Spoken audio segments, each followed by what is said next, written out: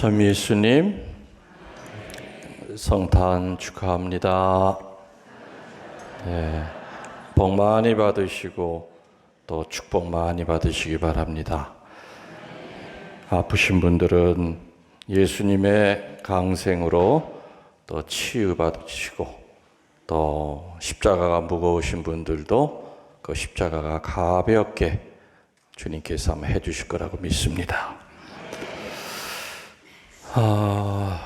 저한테 가끔 이런 질문을 합니다.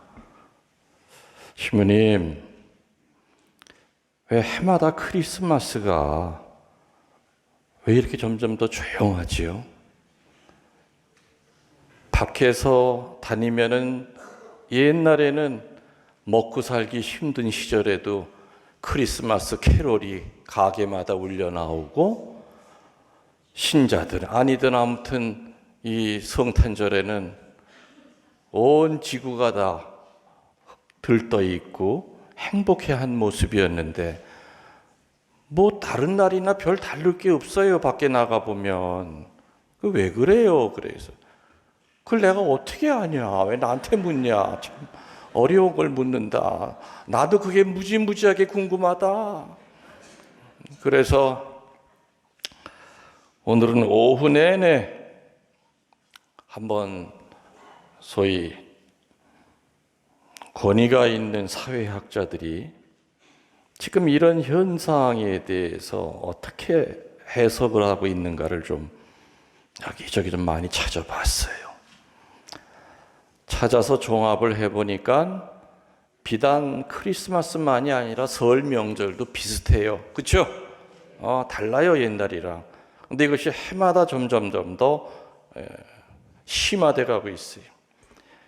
크리스마스 분위기가 사라졌다. 설 명절 분위기가 나질 않아요.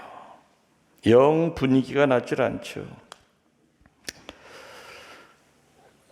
분위기라고 하는 것은 시각, 청각의 자극을 뇌에서 해석해서 분위기 좋네라고 느끼고 표현하는 게 분위기예요. 맞죠? 자극을 받아야 돼. 시각적으로도 자극을 받아야 되고 청각적으로도 자극을 뇌에서 받아서 느낌이 분위기 좋다 이렇게 결정을 내리는데 지금은 그 자극 자체가 아예 없어졌다는 겁니다. 자극을 받을 게 없어요. 들뜨게끔 하는 어떠한 껄떡거리가 아무것도 없다는 얘기죠. 사회학자들은 이렇게 된 이유를 크게 세 가지로 얘기합니다. 첫 번째는 이 사회 구조가 오프라인에서 온라인으로 바뀌었다고 얘기해요. 오프라인이라는 게 뭐죠? 예전에는 오프라인에서 모든 게 이루어졌어요. 우리가 몸을 움직여서 특정 장소에 가서 어떤 행동을 해야만 뭐가 일이 됐죠.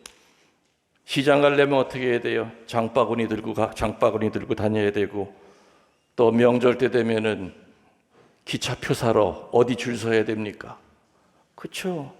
그래서 옛날에는 명절 가까우면 텔레비전 9시 뉴스 틀면 제일 먼저 나오는 것이 쫙 줄 서 있는 거였는데 없어졌어요. 그리고 회사에서도 명절 때 되고 크리스마스 되면은 선물 뭐로 줬어요? 스팸. 기억나세요? 스팸 줬어요. 근데 지금은 디지털 상품권 줘요. 이 오프라인에서 온라인으로 바뀌는 것이 다시 말하면은 분위기 자체가 온라인이라고 하는 브레이크래 그 자체를 다 감춰버렸다는 거죠. 사회 전체가 아닌 지극히 개인 속으로 분위기는 사라져 버렸기 때문에 이런 현상이 일어나는 것이다. 두 번째는 음악 유통의 변화도 크리스마스 분위기를 집어삼켰다고 전문가들은 얘기합니다. 카세트 테이프가 박물관에 박제되면서 길거리 방방곡곡 캐롤을 틀어주던 전국에 있는 리아카상도 함께 멸종이 됐다고 그럽니다. 맞죠? 지금은 없죠, 길에. 없어요. 가게 밖에 스피커를 내놓고 캐롤을 틀어주던 음반 가게도 당연히 자취를 감춥니다. 또 잘못하면 불법 저작권법에 걸리기 때문에 아예 그걸 안 합니다. 안 합니다. 길거리에서 음악이 들리지 않으니 분위기가 절대 나지 않겠죠. 그래서 이 크리스마스 분위기도 이제는 개인의 귀에 꽂힌 에어팟 속으로 사라졌다고 얘기합니다. 귀에서는 꽂혀 있어요. 그렇지만은 도시 전체가 다 조용해지는 겁니다. 개인 음악을 듣기 때문에. 캐롤 듣고 싶은 사람도 귀에다 꽂고 살면 되는 거죠. 밖으로는 소리가 나오질 않습니다. 세 번째 이 현상은 유통의 변화라고 얘기합니다. 사회적으로 의미 가졌던 크리스마스 명절이라고 하는 소위 빅데이 이런 때 되면은 대목이라고 그랬어요. 근데 지금은 유통의 변화가 왔죠. 어지간하면 다 온라인으로 주문합니다. 이런 것들이 바로 분위기를 완전히 블랙홀 속으로 빠뜨린 것이 아닌가. 그렇다 하더라도 우리들은 어떻게 해야 됩니까? 블랙홀에 빠지면 안 되죠. 같이 우리들도 침울해져야 돼요? 아니죠? 좀 웃어봐요, 얼굴 좀. 근데 얼굴이 왜 이렇게 블랙홀에 빠져 허우적거리는 인간들 같은 얼굴들이다. 베들레헴에 가보셨던 분들은 아마 그 성당을 들으셨을 겁니다. 베들레헴의 구유성당. 이 성당이 왜 유명할까요? 혹시 아시는 분 계십니까? 이 베들레헴 성당이 왜 유명할까요? 그것 때문에 유명해요. 근데 그게 뭐예요? 문 때문에 유명해요. 뭐 때문에요? 문. 너무너무 작고 낮고 좁아요. 베들레헴 그 성전 들어가는 문이 원래는 크고 높고 넓은 문이었다고 합니다. 근데 성지 찾아오는 사람들, 특히 왕이라든지 지위가 높은 사람들, 부유한 자들, 귀족들은 어떻게 되느냐? 문이 크니까 가마 탄 채로 들어와 성전 안에. 어떤 인간들은 말을 탄 채로 들어와요. 성당 가운데서 말에 내리는 거예요. 의시되면서 들어왔던 겁니다. 그러면서 성지순례 내왔다 그리고. 그래서 열심한 이곳 본당 신부가 경배할 때는 겸손하고 가난한 마음으로 경배하도록 문을 아주 작고 좁게 낮게 만들었다고 합니다. 그 다음부터 이 성당을 들어가려는 이는 왕이든 귀족이든 부자든 일단 걸어서 몸에 치렁치렁 달려있는 것을 버리고 그리고 고개를 겸손하게 숙여야만 구유 성당을 찾을 수 있고 경배를 드릴 수 있게 됐다고 합니다. 그래서 구유 성당이 유명한 겁니다. 베티에 대성전을 질 때 나도 그렇게 한번 만들어 볼까 그랬더니 거기 있는 수녀님들이 난리가 났어요. 신부님 나 늙어서 허리도 아픈데 어떻게 숙이고 들어가려는 얘기입니까?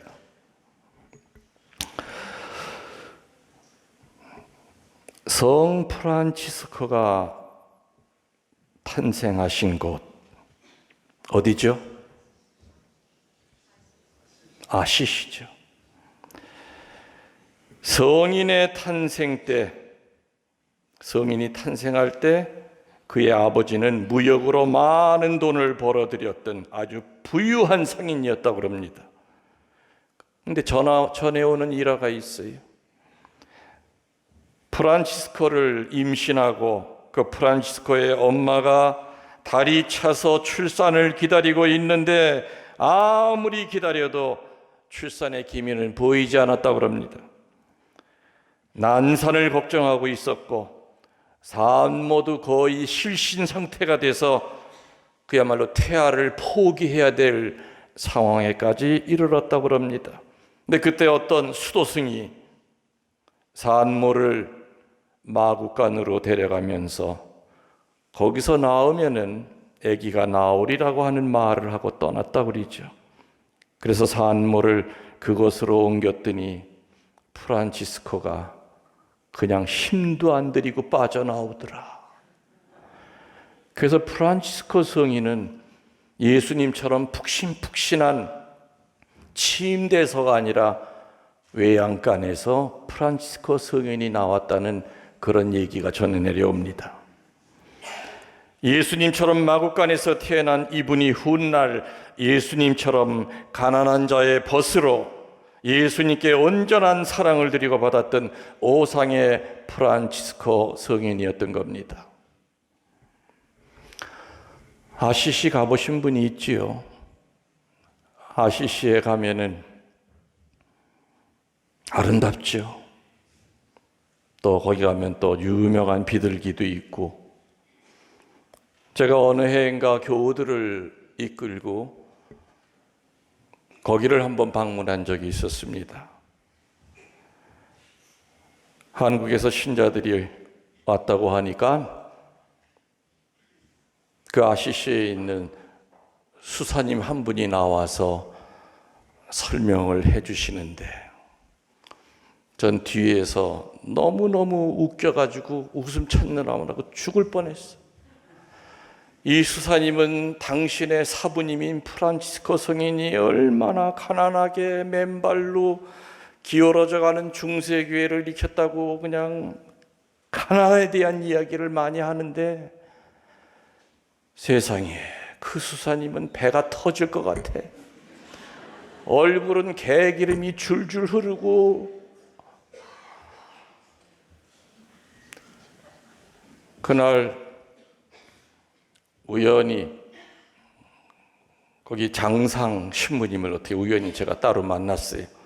그래서 내가 우스개 농담 반 진담 반 뭐라 그랬느냐, 앞으로 순례객이 올 때 프란치스코 성인에 대하여 소개하는 수사님은 없어 보이는 사람, 시래기죽도 못 먹은 듯이 비실비실 거리는 사람, 동정을 주고 싶은 그런 사람이 성인에 대하여 설명해야지. 아까 그 수사님은 너무 몸이 좋습니다. 예수님보다 가난한 모습으로 태어난 사람은 드뭅니다. 옛날 6.25 전쟁터에는 전쟁하면서 전쟁터에서 출산한 분도 있고, 만삭의 몸으로 밭일을 하다가 밭에서 낳는 사람도 있다고는 합니다. 이렇게 가난한 모습으로 오시는 예수님을 맞이하는 우리의 마음은 과연 어떤가? 여러분들은 예수님께 드릴 선물을 준비한 우리들인가? 아니면 무엇을 주십사 하고 청하는 우리들인가? 여러분들은 지금 뭐 준비하고 오셨습니까? 대림 4주 동안 아기 예수님에게 무슨 선물 준비하셨습니까? 영적 선물 준비하셨습니까? 희생을 준비하셨습니까? 아니면 봉사를 준비하셨습니까? 왼손이 하는 거 오른손이 모르게끔 선행의 선물을 준비하셨습니까? 아니면은 미워하는 사람 대림 4주 동안 용서하고 화해했다고 하는 그 아름다운 영적 선물을 준비하셨습니까? 예수님께 드릴 선물을 뭘 준비하셨습니까? 대림초의 촛불이 하나하나 켜질 때마다 여러분들은 어떤 종류의 불을 켜셨습니까? 세상을 향해 어두워졌던 욕심을 정화시키는 정화의 촛불이었습니까? 겸손의 촛불이었습니까? 봉헌의 촛불이었습니까? 용서의 촛불이었습니까? 대림절을 보내고 이 순간을 맞이하면서도 가진 자만이 살 수 있다는 힘의 논리를 갖고 산다면 주님은 절대로 그 사람 곁에 오지 않을 겁니다. 예수님이 태어나신 곳은 화려하고 축제를 원하는 사람들로 가득 찬 권력자의 집이나 욕심이나 추악한 생각으로 가득한 인간의 마음이 아닐 겁니다. 고요하고 거룩한 밤이라고 노래하는 이 시간에 아기 예수님은 누구에게 임마누엘로 임하시겠습니까? 바로 겸손한 이들이 오늘 밤의 주인공이 될 겁니다. 겸손한 자들만이 아기 예수님을 볼 수 있을 겁니다. 그래서 오늘 우리들은 이 밤에 주님께서 지극한 겸손으로 우리 약한 인간 몸으로 오셨듯이 이 밤에 드릴 선물은 주님, 제가 교만합니다. 적당히 교만한 것이 아니라 교만하기 이를 데가 없습니다. 다른 사람들은 나를 보고 엄청 교만한 사람, 겸손한 사람처럼 축혀 세워주지만 내가 내 자신을 볼 땐 참으로 교만하기 이를 데가 없습니다. 사람들 앞에서 늘 나를 내세우기를 좋아했고, 모르면서도 아는 척했고, 없으면서도 있는 척했고, 부족하면서도 흘러 넘치는 척했던 교만한 자입니다.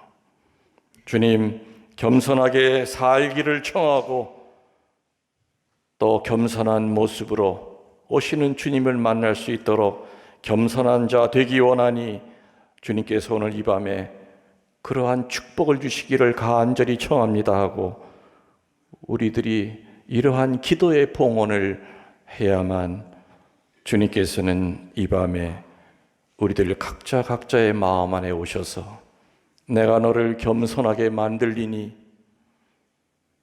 너도 역시 의지와 믿음과 담대한 마음으로 겸손한 자 되거라. 주님께서 오늘 우리 모두에게 겸손의 축복을 주시고 그리고 담대한 마음과 믿음의 삶을 살 수 있도록 오늘 이 자리에서 오히려 우리들이 그분에게 드리는 것보단 훨씬 더 많은 축복을 주실 거라는 걸 믿도록 합시다. 아멘.